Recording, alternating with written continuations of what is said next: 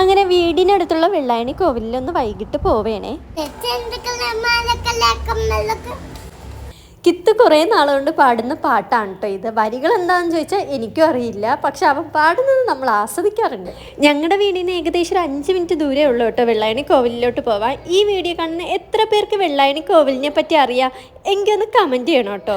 അങ്ങനെ കോവിലൊക്കെ പോയിട്ട് വന്ന് കുറച്ച് കഴിഞ്ഞിട്ട് നമ്മൾ കാപ്പി കുടിക്കാൻ പോവേം കേട്ടോ. കോവിലിൽ പോകുന്നതിന് മുമ്പ് ഞാൻ കാപ്പിയെല്ലാം ഉണ്ടാക്കി വെച്ചിട്ടായി, കാരണം വന്ന ഉടനെ ചിലപ്പോൾ വിശന്നാലോ എന്ന് വിചാരിച്ച് നേരത്തെ കാപ്പിയെല്ലാം ഉണ്ടാക്കി വെച്ചിട്ടാണ് പോയത്. ചപ്പാത്തിയും കടലക്കറിയും ആയിരുന്നേ. നേരത്തെ കാപ്പിയെല്ലാം ഉണ്ടാക്കി വെച്ചാൽ പിന്നെ രാത്രി നമുക്ക് ചുമ്മാ ഇരിക്കാമല്ലോ, ഒന്നെങ്കിൽ എൻ്റെ വർക്കുകൾ ചെയ്യാം അല്ലെങ്കിൽ TV കാണാം.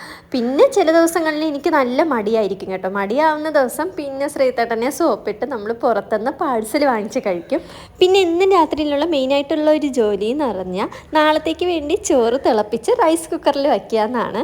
ഈ ഒരു പരിപാടി ചോറ് കിട്ടുന്ന ദിവസമാണെങ്കിലും അല്ലെങ്കിൽ എന്നും ഇങ്ങനെയാണ് കേട്ടോ ഞാൻ ചെയ്യുന്നത്. എന്താ കിത്ത് സൂപ്പറാ. ഐസ്ക്രീം കിട്ടിയപ്പം കിത്തുവിൻ്റെ സന്തോഷം കണ്ടായിരുന്നു. ഇനി അടുത്ത പരിപാടി എന്ന് പറഞ്ഞാൽ ഉറങ്ങുക എന്നാണ്. അങ്ങനെ കതവെല്ലാം അടച്ച് നമ്മളിനി ഉറങ്ങാൻ പോവേം കേട്ടോ. അപ്പോൾ ഇന്നത്തെ വീഡിയോ ഇത്രയേ ഉള്ളൂ. അടുത്ത വീഡിയോ ആയിട്ട് കാണാം. ബായ്.